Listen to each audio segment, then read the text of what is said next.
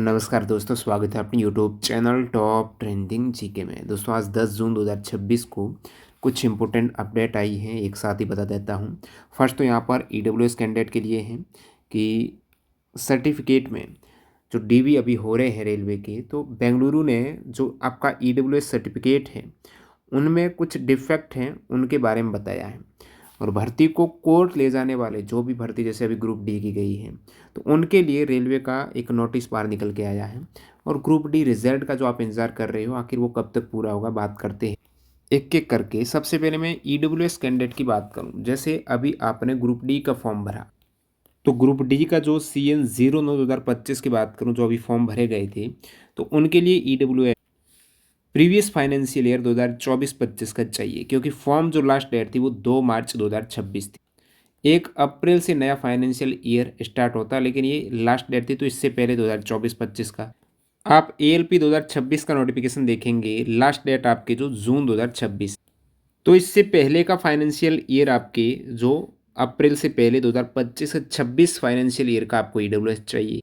जो भी फॉर्म है अप्रैल 2026 के बाद में भरे जा रहे हैं, उन सभी कैंडिडेट को 2025-26 का ईडब्ल्यूएस। लेकिन ईडब्ल्यूएस में देखेंगे, फॉर्मेट को आप देखेंगे, इसके बारे में बात करें उससे पहले आप 2026 के कोई भी रेलवे एग्ज़ाम को टारगेट कर रहे हो, ALP हो गया, टेक्नीशियन हो गया, ग्रुप डी हो गया, सभी में प्रैक्टिस के लिए मॉक टेस्ट अनिवार्य है। इन सभी के एग्ज़ाम जो 2026 में हुए, 2025 में हुए, इनके पेपर एज ए मॉक आप प्रैक्टिस कर पाएंगे। टेक्स्ट बुक पास ज्वाइन कर लेना। अभी पास प्रो वगैरह कुछ भी नहीं, केवल पास है।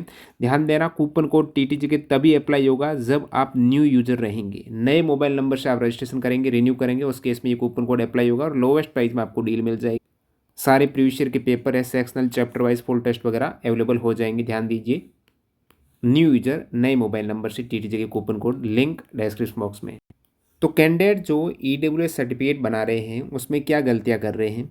एक तो photo is not pasted on the certificate. अब एक आप फोटो नहीं चस्पा कर रहे हो, फोटो पेस्ट तो कर रहे हो बट उन्हें अटैच नहीं कर रहे हो, but not attested on the certificate. Photo attested by the authority other than तहसीलदार।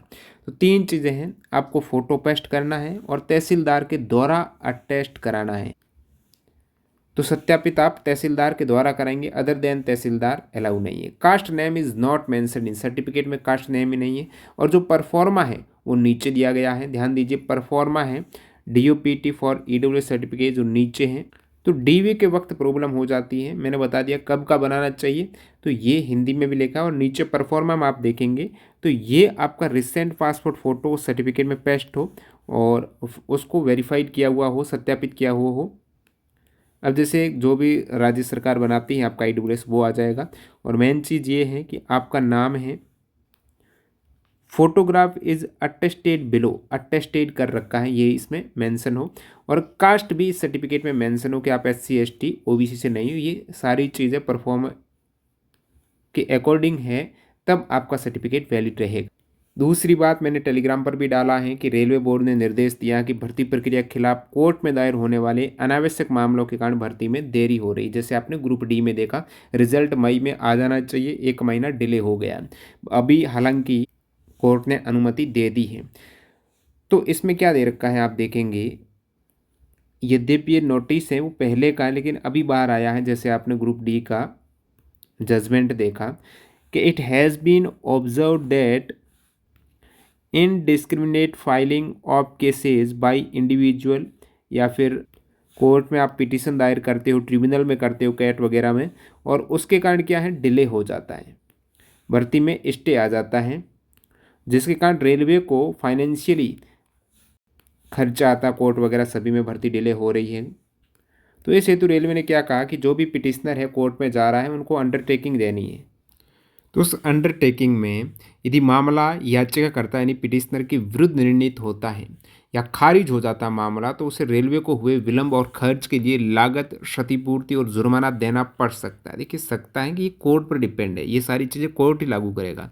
अदालत ट्रिब्यूनल से अनुरोध किया जाएगा कि ऐसे मामलों में उपयुक्त लागत, क्षतिपूर्ति और दंड लगाया जाए। तो ये ट्रिब्यूनल पर डिपेंड रहेगा, ऐसा नहीं कि रेलवे डायरेक्टली आपसे ले लेगा, वसूली कर देगा। ये कोर्ट यदि देता ऑर्डर तो होगा ये सारी चीज़ें। वसूल की गई राशि railway recruitment litigation account account में जमा की जाएगी। इस राशि का उपयोग भर्ती में देरी से हुए अतिरिक्त खर्च की भरपाई और भर्ती प्रक्रिया को मजबूत करने में किया जाएगा। सभी आरआरबी को इस नीति की जानकारी भर्ती नोटिफिकेशन वेबसाइट और सार्वजनिक नोटिस के माध्यम से अभ्यर्थियों तक पहुंचानी होगी। रेलवे की विधिक प्रकोष्ठ ऐसे मामलों में लागत जुर्माने की वसूली के लिए कार्रवाई करेंगे। तो ये सारी चीज़ें हैं कि कम से कम कोर्ट केस हो जो वैलिड हो, बेफालतू कोर्ट केस न हो, जिसके कारण एक तो डिले होता है, दूसरा रेलवे कह रहा है कि हमें भी नुकसान होता है। अब ग्रुप डी का आप कोर्ट केस देखेंगे। हालांकि कल मौखिक तौर पर आपको बता दिया था कि भर्ती पर स्टे हट गया है, केवल 15 पिटिशनर हैं, उनका रिजल्ट नहीं आएगा, लेकिन अभी तक इसका कोई ऑर्डर जारी नहीं हुआ है। कुछ कैंडिडेट मैसेज कर रहे थे, उसका मैं बताता हूँ कि जो आईए प्रेयर है ना, उसमें कैंडिडेट कन्फ्यूज हो रहे हैं। जैसे आप ये 9 जून की देखेंगे आईए प्रेयर, तो इस प्रेयर में to direct the third respondent जो रेलवे है नॉट टू डिक्लेयर सीबीटी, मतलब रेलवे को डायरेक्ट करें कि वो सीबीटी रिजल्ट जारी न करें। तो ये पिटिशनर है ना, उन्होंने प्रार्थना की है, लेकिन इसको डिस्पोज कर दिया, खारिज कर दिया कि इस प्रकार से ऑर्डर नहीं हो रहे हैं, ये प्रार्थना यानी कि खारिज कर दी, मतलब आपका रिजल्ट अब प्रभावित नहीं होगा इस कोर्ट केस की वजह से। और आज की डेट में 10 जून को एफिडेविट दे दिया है रेलवे के वकील ने भी।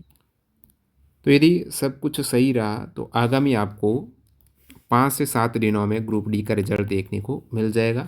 बाकी डिपेंड करता है कि रेलवे ने अब तक रिजल्ट तैयार किया या नहीं किया है। हालांकि जिस हिसाब से रेलवे रिजल्ट तैयार कर रहा है 80 से 90 दिन, वो समय तो मई में ही बीत चुका है, तो उस अकॉर्डिंग अपन बात कर रहे हैं कि रिजल्ट 5 से 7 दिन में आ जाना चाहिए। बाकी नेक्स्ट ग्रुप डी की प्रिपरेशन कर रहे हो तो एनसीईआरटी के chapter wise latest railway exams जो ग्रुप डी के 101 शिफ्ट के 2500 के सब्जेक्ट प्लस चैप्टर वाइज ई बुक हमारी वेबसाइट पर मिल जाएगी। लिंक डिस्क्रिप्शन बॉक्स में आप चेकआउट कर सकते हो। कूपन कोड उसमें TTG के लगा लेना। कैसे डाउनलोड करनी, डेमो वीडियो भी मिल जाएगा। टॉप ट्रेंडिंग GK.in वेबसाइट और टॉप ट्रेंडिंग GK ऐप दोनों पर अवेलेबल है। इसी प्रकार की सारी इंपॉर्टेंट ई बुक जो 2026 में एग्जाम हुए वो मिल जाएगी। मिलते हैं नए वीडियो में, धन्यवाद।